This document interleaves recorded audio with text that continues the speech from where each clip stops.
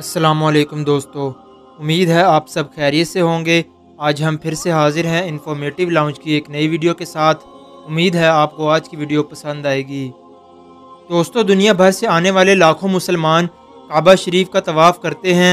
हर मुसलमान की एक ख्वाहिश होती है कि वो बैतुल्लाह यानी खाना काबा के अंदरूनी हिस्से में भी इबादत का शर्फ हासिल कर सके, लेकिन किस्मत वाले ही इस बेहतरीन मौके से मुस्तफ़ीद हो पाते हैं। काबा शरीफ में दाखिल होने के लिए सिर्फ एक दरवाज़ा है जिसे मुल्तज़िम या बाबे काबा कहा जाता है। बाबे काबा ज़मीन या हरम के फ़र्श से 2.13 मीटर ऊपर है। ये मखसूस दरवाज़ा काबा शरीफ की शुमाल मशरकी दीवार पर नस्ब है और इसके करीब तरीन दहाने पर हजर अस्वद मौजूद है, जहाँ से तवाफ़ का आगाज़ किया जाता है।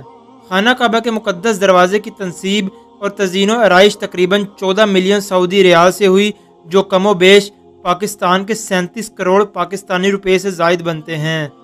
कुरैश कबीले ने अपने दौर में खाना काबा का तूल 18 गज़ और अंदर जाने के लिए सिर्फ एक दरवाज़ा रखा था, और वो दरवाज़ा भी बुलंदी पर बनाया गया था ताकि इनकी मर्ज़ी और इजाज़त के बगैर कोई शख्स अंदर दाखिल ना हो सके।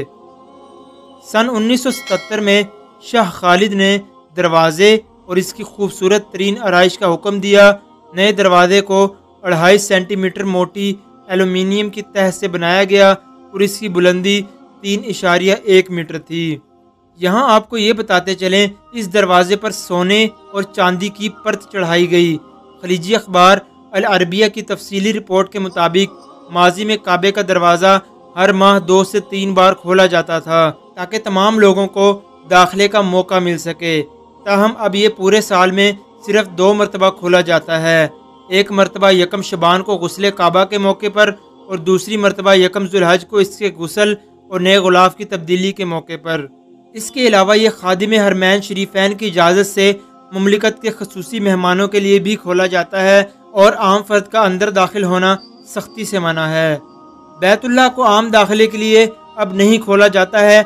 इसकी वजह मर्दों और औरतों के बेपनाह रश की वजह से तकलीफ और नुकसान पहुँचने से बचाना है, बिलखसूस जबकि हालिया चंद सालों में हुज्जाज कराम और मोतमरीन की तादाद 20 लाख से तजावुज़ कर गई है। ऐसे सूरत हाल में काबे के मतवली और सिक्योरिटी एहलकारों के लिए बैतुल्लाह के तकद्दुस को बरकरार रखना मुमकिन नहीं हो सकेगा। आखिर में अल्लाह पाक से यही दुआ है कि अल्लाह पाक हमें अपने प्यारे घर की ज़ियारत नसीब फरमाए। उम्मीद है आपको आज की वीडियो पसंद आई होगी।